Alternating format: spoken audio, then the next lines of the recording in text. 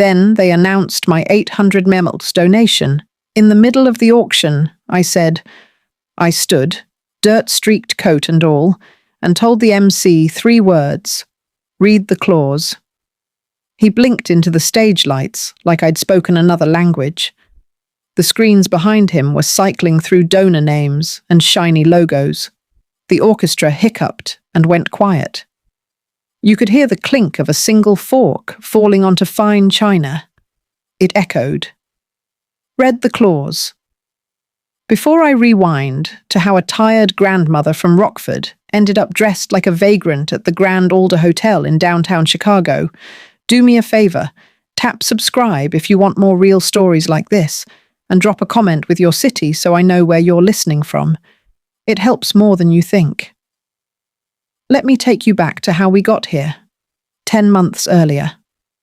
I'm Ruth Ann Dawes, Ruth to my friends, Mama to my daughter, and the lady with the lemon drops, to the guys who worked the night shift at the Hy-Vee where I used to cash my checks.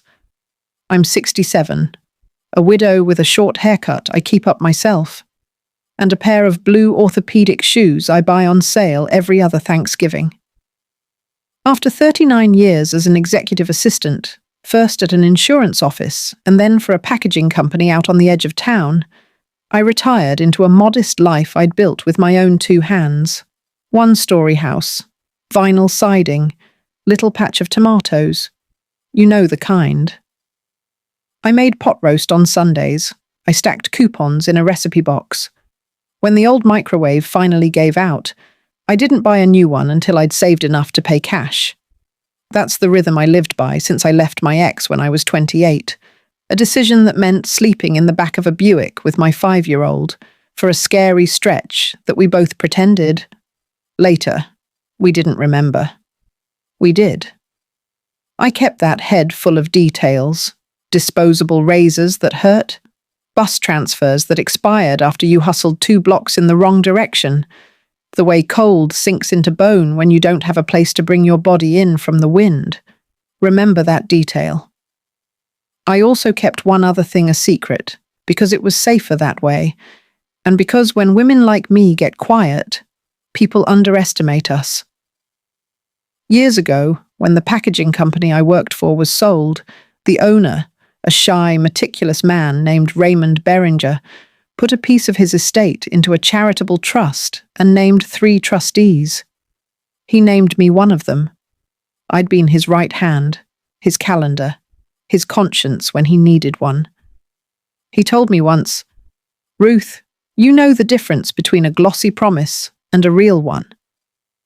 I'd never had reason to use that trust in any meaningful way until my daughter, Nora, called me from Chicago with a dream. "Mum, I'm doing it," she said, her voice the bright kind of tired you only hear from people who mean it. "We're opening a drop-in center and transitional apartments, Harbour and Hearth. We found a church basement for the winter warming center, and if we can get funding..." Harbour and Hearth. The name felt like a hug. "Tell me what you need," I said. Nora always had a spine like a sword. When she was 9, she told a cafeteria monitor to stop taking an extra carton of milk home in her purse, because that's for kids who don't have milk at home. It got her 3 days cleaning tables after lunch and a talking to about minding her business. She didn't stop. She grew up into a woman who could sit on a curb beside a teenager in a busted parka and laugh about nothing for 20 minutes until the kid would take a sandwich and a phone number. She slept in her office sometimes when the winter hit deep, a vigil I recognized and worried over. By the time Harbour and Hearth had a thrift store and a tiny office, the donations started trickling in. Socks, coats, checks folded in half inside cards with lilies on them. Then came the bigger money, and with it, the people who handle big money. Enter the board. I got my first good look at them 6 months before the gala, at a donor brunch in a glass room at a club with a view so clear you could count the boats in the marina. My escort to the elevator was a young woman with a clipboard and a brittle smile. She looked at my thrifted tweed jacket like it had sprouted fleas. "Mrs. Dawes, you'll be seated with our, community partners," she said. "Community," I said. "That's a good word." There was a seating chart on an easel by the door.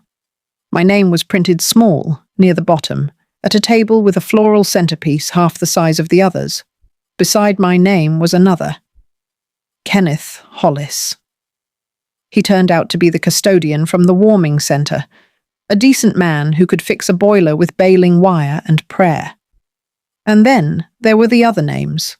The chair, Preston Langford, a venture capitalist with a chin like an anvil and a watch that could pay a month's rent on 5 apartments. His smile was all teeth and no eyes. The vice chair, Louisa Ellery, Society. The word hung in the air around her like perfume. Her son, Graham, trailed 5 steps behind her and inspected the canapes like he'd ordered them just for himself. At a glance, he looked like money. At 2 glances, he looked bored. At 3, he looked like trouble that wore cufflinks. My Nora was there too, and she floated between tables like she was born in stilettos. She hugged volunteers. She laughed with donors. When she reached me, she squeezed my shoulders hard enough to hurt. "You made it," she whispered. "I didn't think Preston's assistant got your RSVP." "I mailed it 3 weeks ago," I said. "Remember that. There were speeches. Preston talked about impact like it was an investment category. He said the word synergy, and people nodded. Louisa said she cared. Graham said nothing at all. He scanned his phone under the table. The CFO, a woman named Dana Pike, with eyes like needles, presented slides about scaling and burn rates and optimizing the donor journey. Because the only thing anyone likes more than helping people is hearing themselves talk about helping people. When I asked a question about winter shelter capacity, what happens when it's -10 and the churches are full, Dana's mouth tightened 1 millimeter. "We're prioritizing sustainable programs," she said. "So am I replied. "Frozen people aren't very sustainable." A few people chuckled, the kind you do into your napkin because it's the right thing to do, not because you mean it. Dana pretended not to hear. Afterward, while Nora was pulled into 15 different conversations, I stepped into the ladies' room to wash my hands. The water was warm, the kind of detail you only notice if you've had to ride a bus with numb fingers and no quarters for a coffee. 2 women in pearl earrings and perfume like flowers in a snowstorm were at the sinks talking in voices meant to be heard. "Did you see that woman at table 12? The one with the scuffed shoes?" one said. "The mother," the other replied. "Nora's. Apparently she worked, clerical? At an office? They do such inspiring work, pulling themselves up." I dried my hands slowly and looked at myself in the mirror.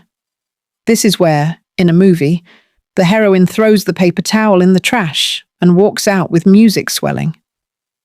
I tucked a stray hair behind my ear and thought about the Buick, about the school counsellor who slipped me a bag of groceries and told me it was from the district, which it wasn't. About the nights when I slept in shifts so my daughter could sleep all the way through for once. People love the story of pulling up. They don't love to ask why the rope is frayed. On my way out, I passed the clipboard girl whispering to security. She looked at me like I was a problem that hadn't solved itself yet. That night, over coffee that went cold while we talked, Nora filled me in on the gala plans. "It's the big one," she said, eyes so bright I could have read by them. "A full ballroom, silent auction, live auction, a pledge drive. If we can meet the goal, we can lock in the lease on the Sloan Street apartments, and if we can do that, we can move 20 families out of winter rotation by next November." "How many people in rotation now?" I asked. 142. She rubbed her forehead and left a thumbprint on her skin that didn't fade for a long second. And that's just in Cook County. If I told you there might be a way to set you up not just for Sloane Street, but for a 10-year horizon, I said, carefully, the way you set a pie on a windowsill and check to see if the sill will hold. She blinked. I'd say yes. And if I told you it would come with conditions about how the board operates? She laughed, but there was a nervous bend to it. Mum, please, that's the least of my worries. The least, if only. The next warning came from a place I didn't expect. The thrift store adjacent to Harbour and Hearth's drop-in centre. A man named Kenny worked the register on Saturdays. He'd been off the street 6 months and could eyeball a winter coat and tell you what its zipper was going to do in February wind. He held up a blazer one morning and asked me, "What do you think this would sell for if it belonged to an important jerk?" $20, I said. 30 if the lining's silk. This one's 95, he said, flipping the tag. Because it's been curated. I told him I'd talk to Nora. I did. She said Dana had hired a consultant to align pricing with brand. Every word in that sentence reached for a ladder and climbed away from the ground. It wasn't the $95. It was the direction. Then the contract started coming. In my mailbox. In my email. Dear Mrs. Dawes, we're so grateful for your support of Harbour and Hearth. Please review and sign the attached non-disclosure agreement. Non-disclosure. For what? They asked for my signature on a donor event code of conduct. It included a line about refraining from unscheduled comments that may disrupt program flow. The language made me itch. Preston called me personally, the first and only time he ever did. Ruth, he said, and he made it sound like he'd known me since 8th grade. We are thrilled to have Nora's family involved in such a transformational night. I know you're used to, a more informal kind of social gathering, but this is a high-stakes event. We need big gifts. We need serious people in the room. I'm serious, I said. Of course, he said. I just mean, you understand. I did. I understood that Preston wanted my daughter's courage and face and story on stage, and wanted me scrubbed out like a scuff on a dance floor. When I brought up governance, 2 staff seats on the board, a client advisory committee with real power, an independent audit of restricted funds, Dana smiled with all her teeth and said, "We'll consider it after we close this first quarter."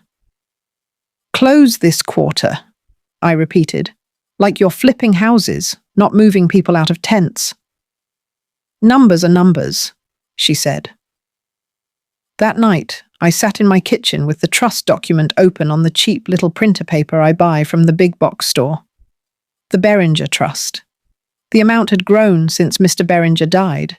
Investment compounding like a well-tended garden. 800 million.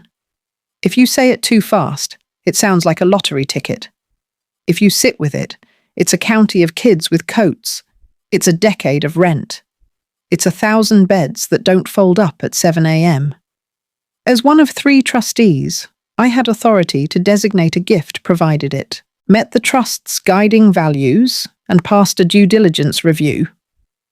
Claudia Finch, the foundation executive on our trio, believed in data like it came down from Sinai. Dr. Jerome Patel, a professor with a laugh like a trumpet, believed in asking who benefits again and again until people got mad and walked away. The 3 of us did not move lightly. I called Claudia. She wanted to know why Harbour and Hearth, why Chicago, why now. I told her about the Buick without telling her about the Buick. I told her about Nora without telling her about the 19 winters in my bones. Jerome came on speaker and asked me for a plan, not a wish. The plan, I said, steady. is to put the money into a named endowment with a 10-year spend down to avoid the sclerosis that makes institutions pleased with themselves, to require 2 staff seats and 2 client seats on the board, to publish audited financials that people can read without a law degree, to limit executive compensation to a reasonable cap linked to median non-profit salaries in Cook County, and to prohibit contracts with companies owned by board members or their family. I breathed. And to require that free coffee at the drop-in centre actually be hot. Jerome laughed. That might be the most important one. Claudia said, "Send me a proposal with those conditions." And, Ruth. Yes. Don't let them use you as a prop. If you've lived long enough, you know a warning when you hear one. I took the bus into the city more often. I sat in the back. I watched. I saw Dana bring in a friend's consulting firm to rebrand the outreach vans, charging the program budget $18,000 for decals that peeled at the corners within a week. I saw Preston pressure Nora to add his friend's son to the payroll as community liaison, a boy who never once picked up a trash bag, but smiled in pictures like he'd earned breath by smiling. I saw Louisa rehearse her remarks for the gala and edit out the sentence about people being neighbours, replacing it with clients. It's a small word, neighbour, but it changes your posture when you say it. Remember that. Things got worse. At a planning meeting, Dana slid a spreadsheet across the table. The Sloan Street funds will be temporarily reallocated to cover shortfalls from the Gala vendor contracts, she said. Temporarily, I said. 60 days. 90. Maximum. How much? 230. 230,000? Million. The room went very quiet. The fluorescent lights hummed. Preston coughed. Nora's knuckles whitened around her pen. No, she said softly. No. That was donor restricted for the apartments. The donors will understand, Dana said, and her tone made it clear she thought the donors didn't understand anything at all. Which donors? I asked. She met my eyes. There was a flicker then. Recognition? Annoyance? The expression cats get when you move the tuna. We're announcing a transformational gift at the gala, Preston said, eager to change the subject. An $800 million endowment from an anonymous benefactor we cultivated over months. That will secure Sloan Street, and then some. He spread his hands like a magician revealing an empty hat before the rabbit appears. I kept my face still. It's a skill I learned answering phones during mergers. Anonymous, I repeated. The donor prefers discretion, Louisa said. We'll be stewarding the narrative. Nora looked from face to face like she'd sat down at a dinner and realized all the plates were paper. Is it true? She asked me later in the dim hallway by the service exit, where the smell of coffee was real and the door squeaked like a memory. Mum, is it true? You know I can't talk specifics, I said, and hated the way the sentence tasted coming out of my mouth. She flinched. They're using me. They are, I said, and you're letting them. I'm trying to keep people alive, she snapped, then softer. I'm trying to keep people alive. I know, I said. My voice was steady, but my hands shook.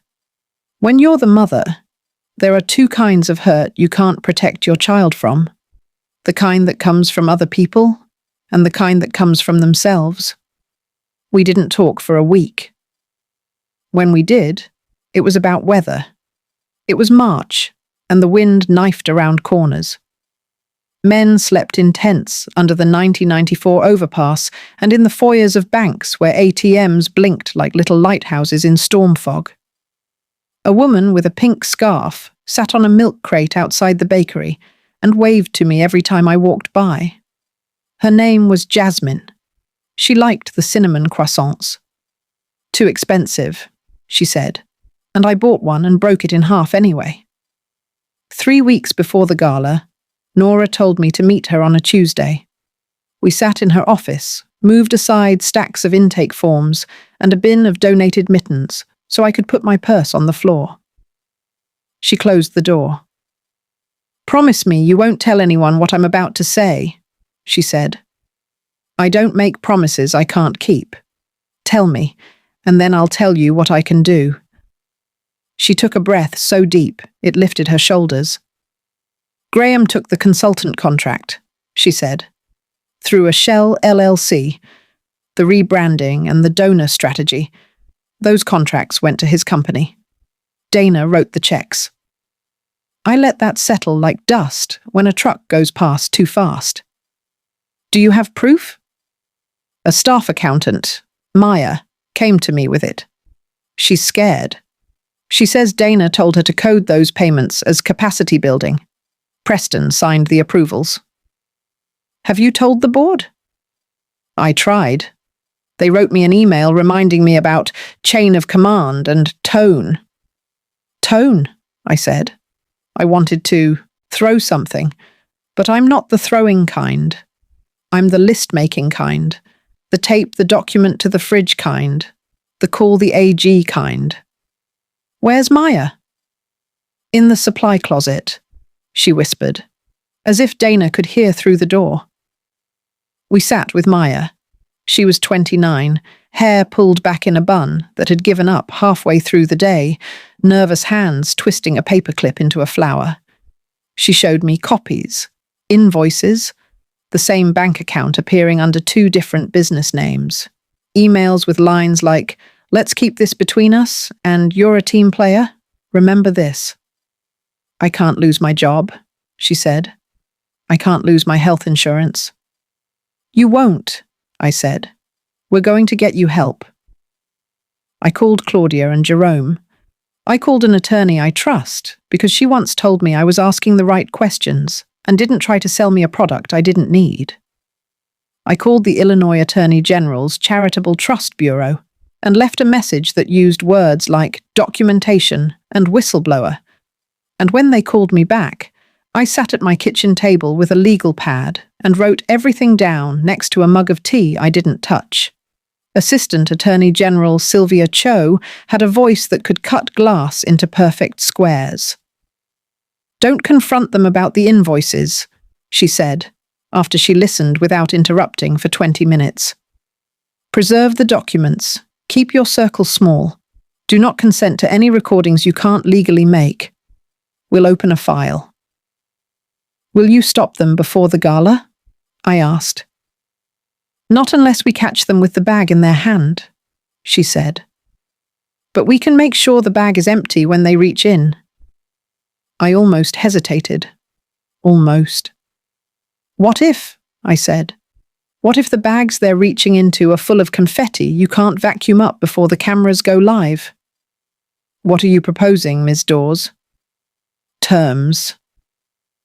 I wrote a donor agreement with the Trust's council.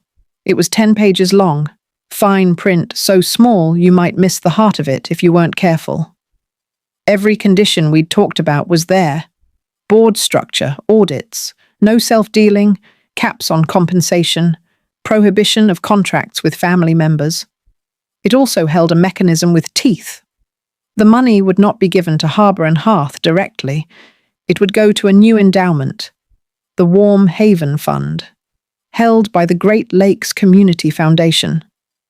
The fund would disperse to Harbour and Hearth only if and when the non-profit met the conditions, verified annually by an independent auditor. The initial disbursement would be released only upon the public reading of a specific clause at the gala, a clause written to separate the preening from the for real. Clause 7, subsection C. The donor's identity shall be revealed at the time of the announcement as the representative of the Beringer Trust, acting through trustee Ruth Ann Dawes. Any misrepresentation of the donor's identity or any attribution of the gift to a person or entity other than the donor named herein shall result in immediate injunction of disbursement and public notice to attending parties and press. Do you think they'll read it? Jerome asked. They'll be too excited not to, I said. And if they don't, I'll make sure they do. How? Claudia asked. By making them look at me when I ask. I thought you didn't want to be a prop, Claudia said. I don't, I said. I want to be a mirror. The week before the gala, I bought a coat from the thrift store. It was army green and heavy, worn at the cuffs, one button replaced with navy thread and the wrong size. It was the same kind of coat I wore the winter I told my ex he would not come near my child again. I held it up in my kitchen and smelled it. Thrift stores always smell like other people's houses. I took a piece of chalk and rubbed it on my cheeks and under my nails. I put on a beanie that had stretched out from too many heads. I found a pair of boots with the sole flapping at the heel and glued it. The trick to looking invisible is to wear the labor you've done. I could pass for a woman you see and do not see. That was the point. I told Nora I wouldn't be at the gala. What? She looked like I'd slapped her. They moved me to coat check, I said. It was true. The volunteer assignments list had my name next to outerwear logistics. No table, no seat at dinner, no time on the stage to say the sentence I'd written in my heart. We see you. We see you. Dana sent that list, Nora said, eyes dark. I'm going to fix it? Fix it by doing your job, I said. Let me do mine. She didn't know what that meant. Not yet. I arrived early the day of the gala. The Grand Alders ballroom looked like a winter wedding had married a corporate retreat. Blue uplighting washed the walls. Ice sculptures stood on silver pedestals like ghosts. The HVAC made a constant low roar. You learn to hear those things when you've spent hours with a thermostat at 62 to save on the bill. The AV team tested microphones. Check, 1, 2. Check, 1, 2. The mic whined once, a quick protest, then settled. I stood near the coat check with the other volunteers and a man named Ken Hollis, my table mates from the brunch, who elbowed me and said, if I had known this was going to be my night, I would have worn my cleanest overalls. He'd put on a tie that fought with his neck. He looked miserable and brave. The clipboard girl hovered again, directing traffic. We'll need you to keep the lines moving, she said. We had some unpleasantness at last year's event when a few unsheltered individuals found their way into the lobby. We are committed to a safe and beautiful evening. Safe and beautiful, I said, and her face relaxed like she'd found a mirror. I watched as they turned away a man with a beard who'd walked in out of the cold to ask for a cup of coffee. The hotel security guard was polite. That made it worse. The lobby smelled like citrus cleaner and perfume and money. The man left. I walked outside and found him half a block down, hands in his sleeves, chin tucked deep. You want a cup of coffee? I asked. Oh, he said, startled, then suspicious. From where? Anywhere there's hot water. He followed me back in because I walked like I belonged. Confidence is camouflage. I handed him a styrofoam cup I got from the banquet staff and poured it from the big silver urn. The clipboard girl came at me like a seagull at a picnic. What are you doing? Hospitality, I said. If you want to help people, the center is open Tuesday and Thursday mornings, she said, smiling. Her smile made my spine cold. It's Saturday night, I said. People get cold on Saturdays. I let that sit in the air until it turned heavy. Then I walked back to coat check. The man touched the crown of his head like I'd put a blessing there. Remember this. As guests poured in, dresses that shimmered like fish scales, tuxedos with satin lapels, the good shoes, the energy in the room shifted. That's the part people don't tell you about big events. You can hear the energy, the way voices layer and the orchestra bends to match. The violinist did that thing with his chin, where he sets in for a long note, and everyone pretends they're at a place where long notes matter. Preston glided by, a shadow learning to move like light. He didn't recognize me. That was the point. Louisa did a small double take. Women know other women, even when we're wrapped in someone else's costume. But her brain filed me under not important enough to worry about. Graham brushed past me and left a wake of cologne that smelled like cedar had been paid to smell like cedar. He never looked up. I peeked into the ballroom. The stage was set. Behind the podium, 2 massive screens waited for their moment. A ticker at the bottom of one monitor showed pledged gifts, like the crawl on a news channel. One more reminder that money likes to congratulate itself in public. I took one thing out of my pocket and slipped it into the AV booth when no one was looking. A flash drive with a simple video file. It wasn't illegal. It wasn't even exciting. It was a montage of words taken from their own emails. My ally in the booth, a young man named Elijah, who'd done contract sound work at the church where my friend Pastor Ellen worked, knew when to cue it. He nodded like a soldier acknowledging a plan. Remember this. Nora took the stage mid-program, after the silent auction items had been bid on. A sailboat weekend, a hunting trip, a weekend at a cabin so modern it looked like a drawing, a dinner with an investor whose grin looked like it had been sandblasted onto his face. She wore black. That made her eyes look bluer. She told a story about Jasmine and the pink scarf, about a morning when Jasmine refused shelter and then accepted a ride to an outpatient appointment. The room shifted a little. You can feel when people let something in.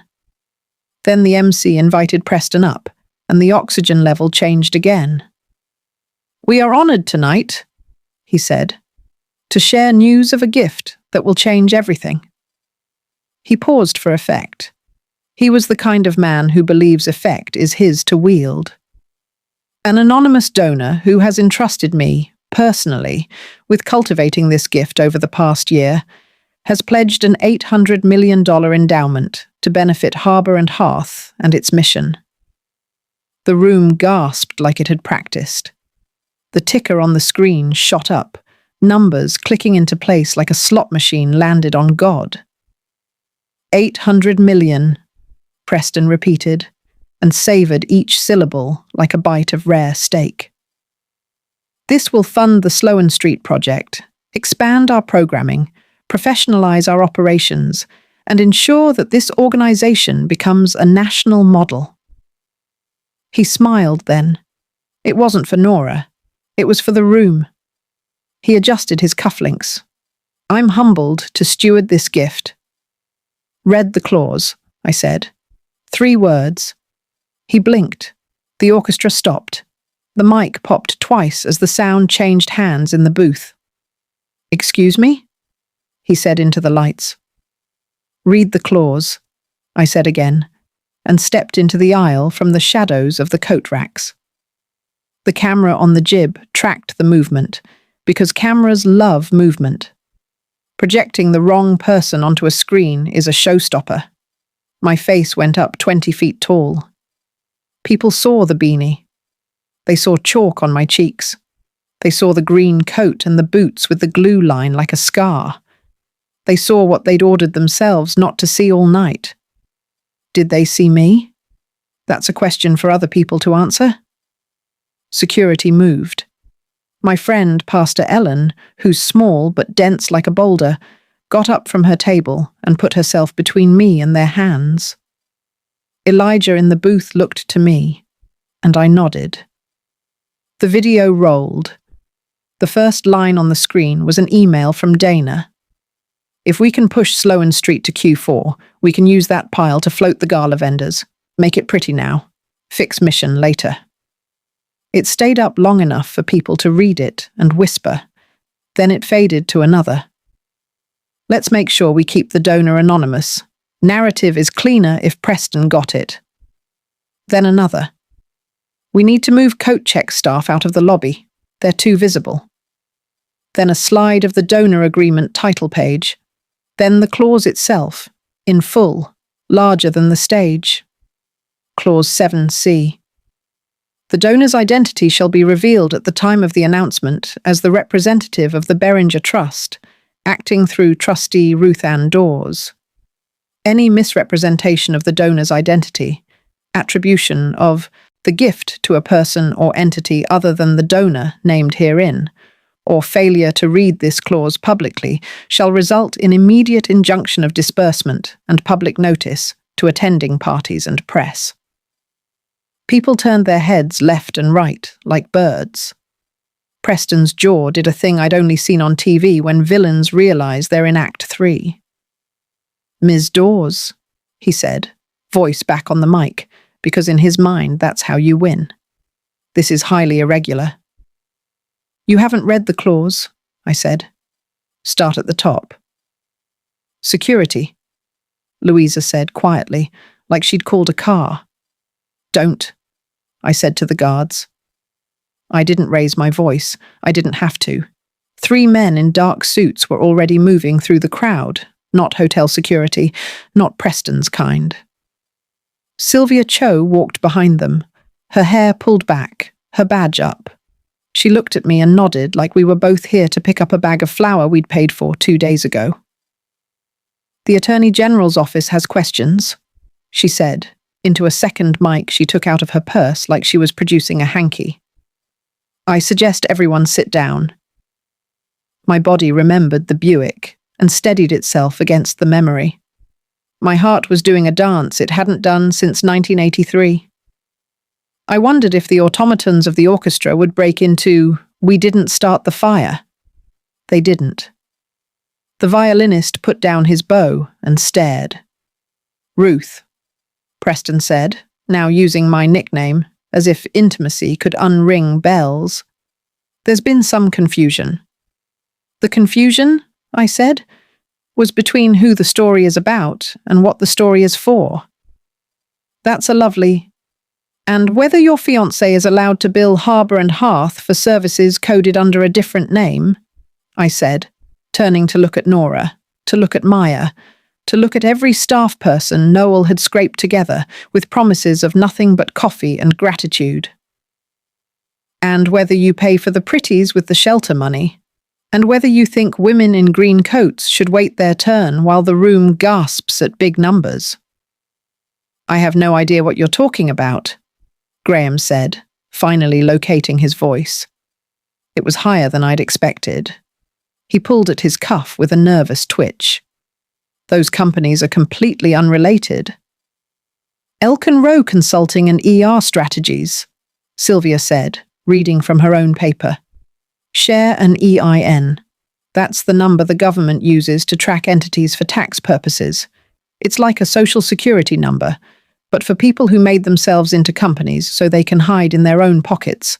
Sit down." He sat. The clipboard girl was on the verge of tears.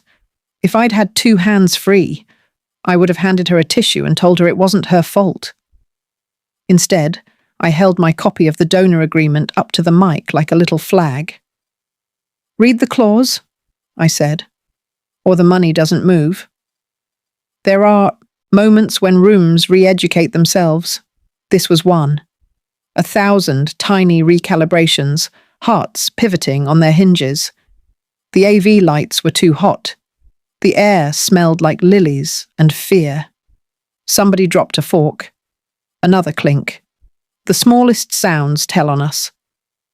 Preston cleared his throat. He looked at Nora, then at me, then at the Attorney General's team, like a man in a boat counting waves.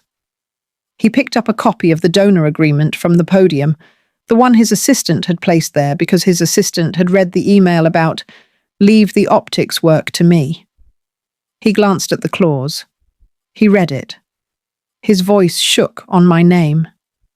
The word injunction did the work money never can.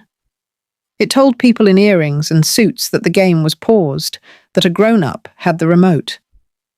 "Now," I said. "The slide after that one." Elijah, bless that kid, clicked at the right time. The screen filled with a list of conditions: board seats for staff and clients, independent audit, compensation caps, no self-dealing, public 990s with plain language annotations, a community assembly to set program priorities, hot coffee. That last one got a nervous laugh. Good. God is in the details, and so is the devil. Preston coughed like he'd swallowed a fishbone. We will, of course, implement these suggestions in due course. These are not suggestions, I said. They are the price of admission. It's a gala, Louisa snapped, not a hostage situation. Ma'am, Sylvia said, almost kindly, no one's asking for a jet to Cuba. We're asking for the thing you promised to do when you decided it would be fun to name a room. It slipped free then, the last thing they clung to. Control. Give me a minute to tell you what it feels like when people used to running your life realize all at once that they aren't. It feels like that first breath after you get out of a car that's been stalled on the side of the road with the windows stuck and the heat off. Cold air. It hurts. It saves. It tells you you're not trapped. I came down the aisle and took the podium. The wood was smooth. The mic smelled like 10 mouths. My hands didn't shake. My knees did, a little, but I'd expected that. I looked out at a sea of faces that had to learn a thing tonight, or they'd never learn it. I didn't plan to humiliate anyone. That kind of victory rots you from the inside, like sugar left too long. I planned to tell the truth.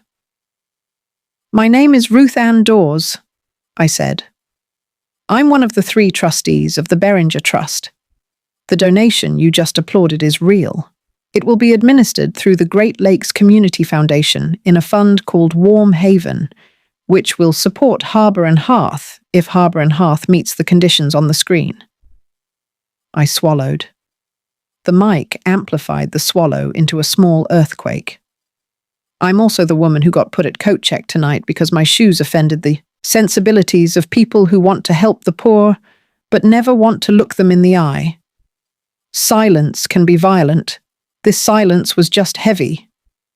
I wear this coat because I had a coat like it the winter my daughter and I slept in our car. It had a rip near the hem, and this kind of button, black and too big for the hole. I touched the button. Muscle memory. There were nights when the heat took too long to kick in, and I put my hands in my armpits and told jokes to a 5-year-old with a cough, so the cough wouldn't win. Nora was crying and trying to hide it, like pride was a mask she didn't want to take off in front of these people. Graham reached to touch her arm, and she pulled away. I'm not telling you this for your pity, I said. God knows pity gets you cold faster than a clean wind. I'm telling you because when you say clients and capacity, you obscure who you're looking at. When you call a person a problem, it makes you a solution, and solutions like being applauded. People don't need applause. They need keys and clean sheets, and every once in a while a cup of coffee in a lobby where they weren't invited. I pointed to the screen. We wrote those conditions, so this work can't be turned into someone's pet project or someone's ladder to a board of something else. You want 800 million for the work? Do the work like the people you serve are shareholders, because they are. I looked at Dana. And those invoices? You know what you did. There's a team here tonight who will help you collect your things. Your keycard won't work in the morning. Maya, if you're in the room, please come find Ms. Cho after this for whistleblower protection. You did the right thing.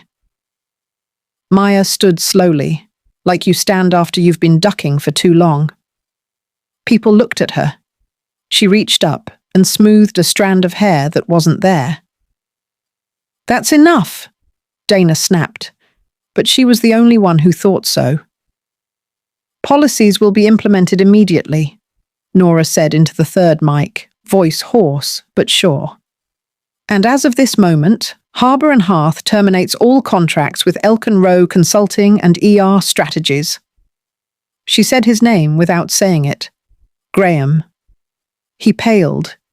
He looked at Preston for rescue. None came. I would like to extend a public apology, Preston said, words chosen like he was defusing a bomb. To Ms. Dawes for any misallocation, and to the community for any. Preston, Sylvia said, calm. Save it for the plea. I almost laughed. Almost. Instead, I did something I never thought I'd do in a room like that. I asked the servers to bring coffee. Not for the tables. For the coat check. For the guards. For the band. If we're going to be here a while, I said, let's be here like people. For a beat, no one knew what to do. Then one of the servers, his name tag said Jose, nodded and went to the urns. Cups appeared. The smell cut through the lilies like a good axe through freezer-burnt meat. You think that's not a metaphor? It is. The immediate fallout came swift. Sylvia's team served documents with a neatness that was almost art. You've been served, they said, and you could tell which TV shows people watched by how they took it. Dana sputtered and then asked, weakly, if she could call her lawyer. You have that right, Sylvia said. The right to a call feels different when you never thought you'd use it. Graham tried to leave by the side door. A guard whose name I learned later, Terry, stepped in front of him and said, You might want to wait for your mother, sir. Louisa, I said, and my voice was gentle because I can be. If you love your son, don't teach him that consequences are for other people. She held her purse like a life raft and stared at me like I had set a trap she'd fallen in at a country club. Maybe I had. People were crying. People were angry. People were something you don't see often at events. Learning. It wasn't pretty. Learning never is when you do it right. Nora walked to me on trembling legs and put her arms around me. I'm sorry, she whispered into my coat. I'm so sorry. For not seeing. For not listening. For making you pay this price. You didn't, I said into her hair. They did. And we're done paying for other people's lessons.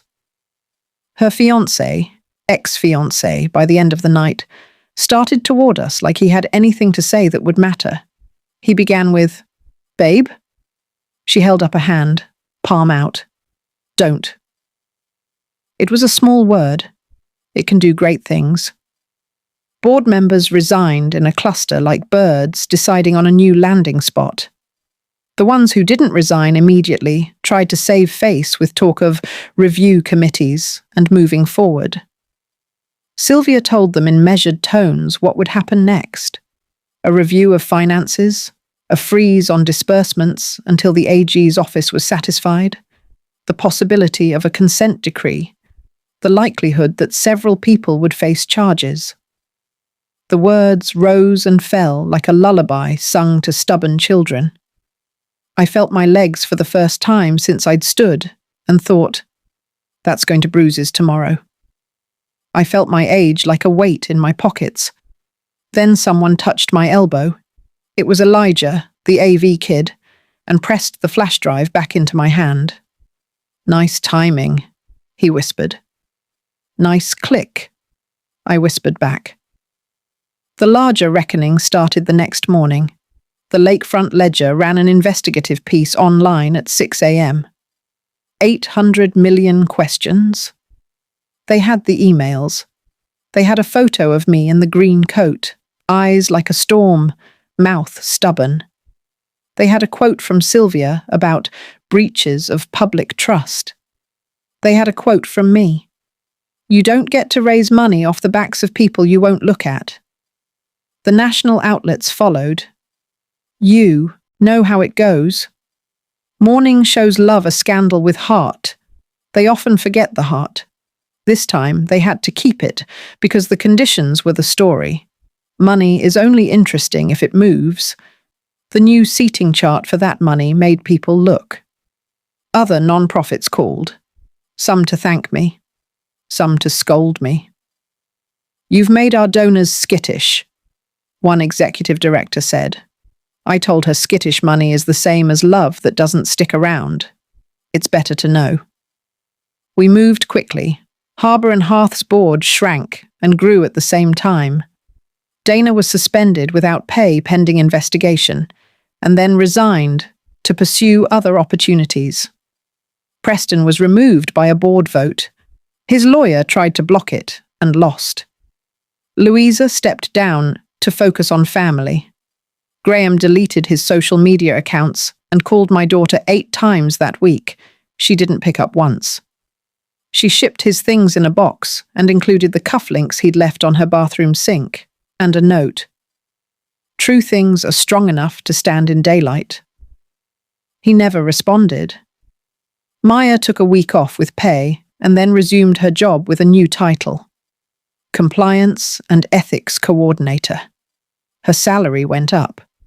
The office threw her a pizza party because people don't know how to thank someone who saved their lives, but they know how to order pizza.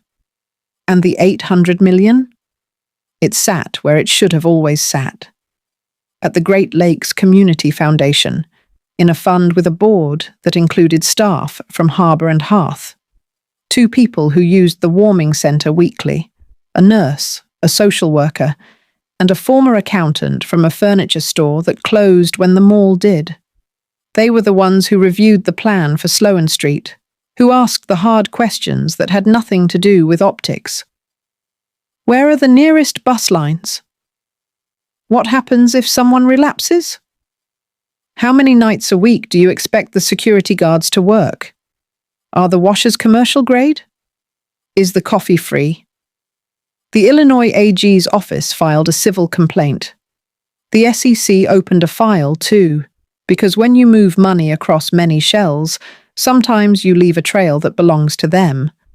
The IRS took an interest. It always does when people think they're smarter than a system designed to fund things like potholes and school lunches. Preston's grin disappeared from magazine profiles. He sold his watch, probably. Dana put her condo on the market. Graham posed for no cameras for a while, then posed for one in a courtroom, then posted nothing at all, because the internet has a way of remembering that humbles even the most self-satisfied men. And what about Nora? We had our nights. We had our fights. The first month, she cried a lot in my kitchen while my tomato plants did their best in the window. "I thought doing the job meant ignoring the politics," she said.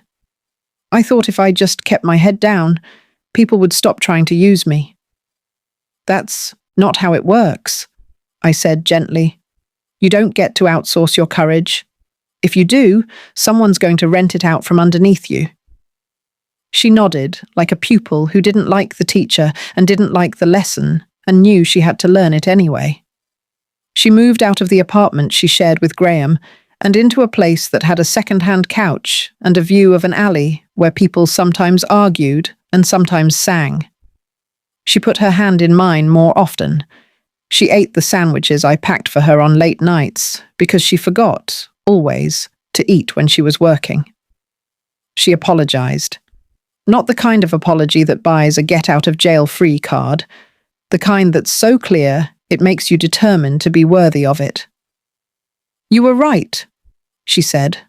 "I was wrong. Thank you for not embarrassing me to make a point.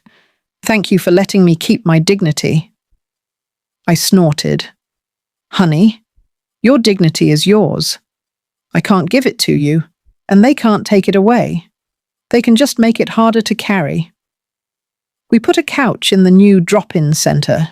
It was ugly. It was indestructible. People love to talk about trauma-informed care, and then buy furniture you have to look at with your hands in your lap. I wanted a couch that could take a nap and a spill and a soccer team.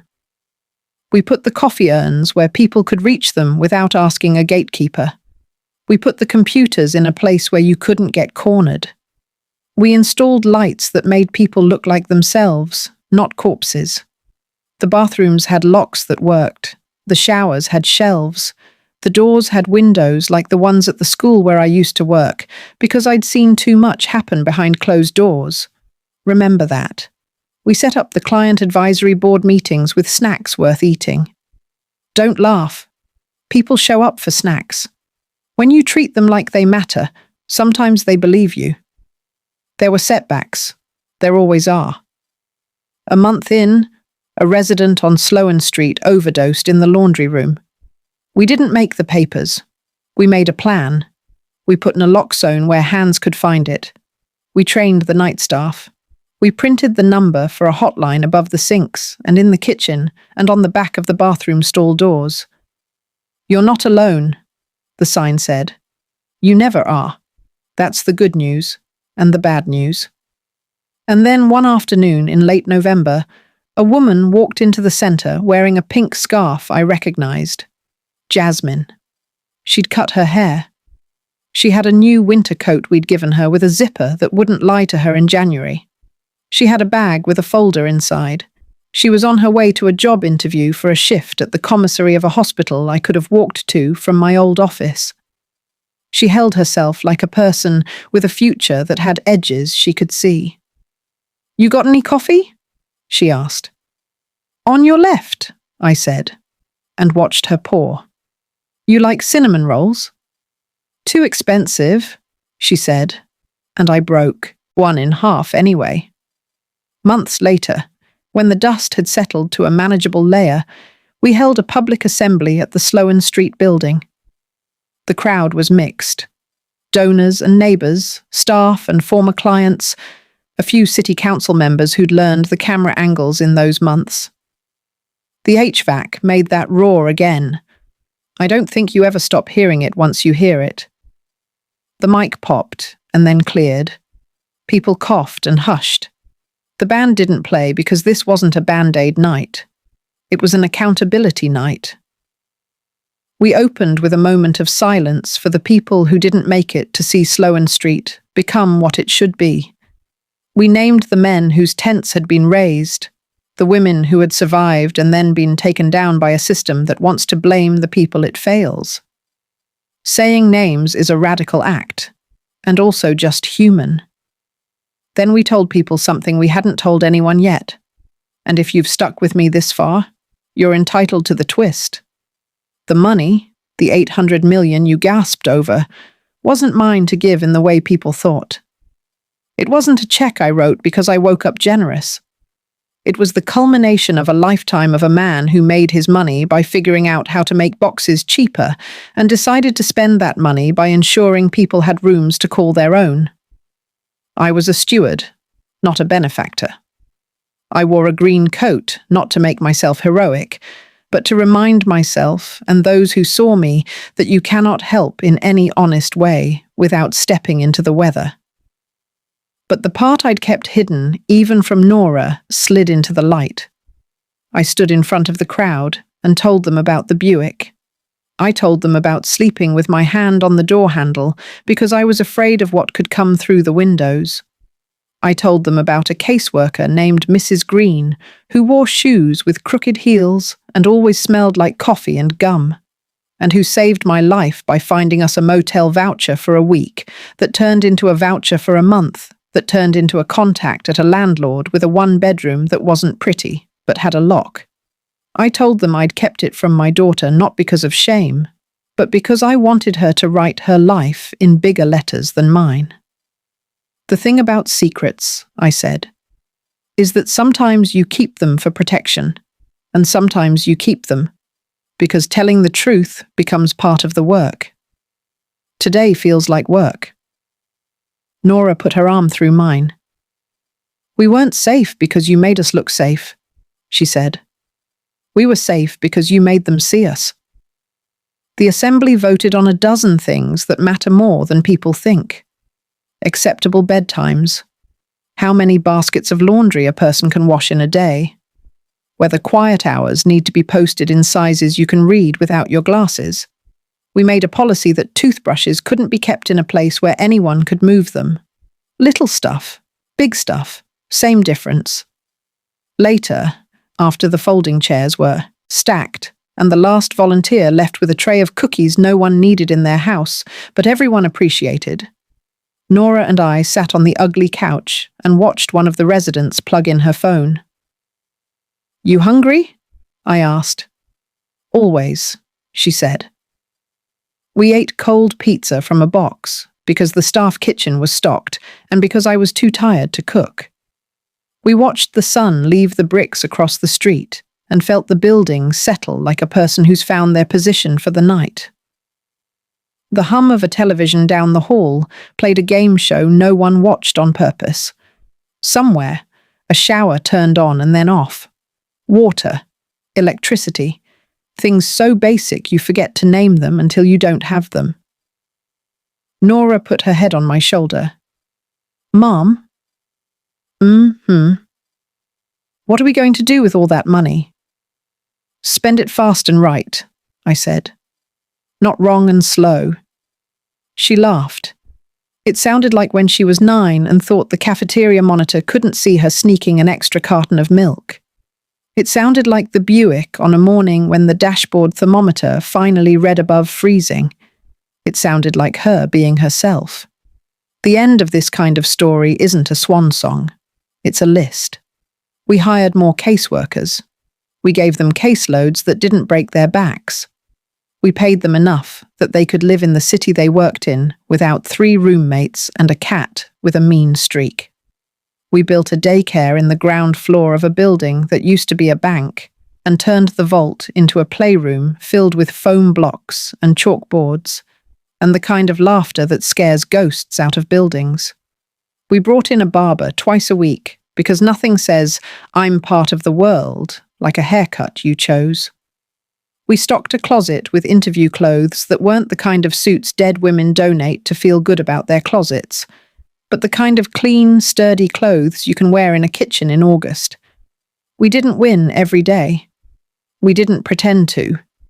But we wrote the mission on the door in letters so big no one could mistake it. "Come in. You belong." Months after the gala, I ran into the clipboard girl in the lobby. She wasn't working for Preston anymore. She'd taken a job at the Sloan Street Centre, answering phones, scheduling appointments, telling people twice that yes, they mattered, because sometimes once isn't enough. "I was wrong," she said, without preface. Her lips were chapped, and her hair was in a ponytail that had let a few strands loose. "About everything." "You were careful," I said. "Sometimes we mistake careful for good." She nodded. "You look different without the coat." "So do you," I said. "There's a coat I haven't mentioned yet.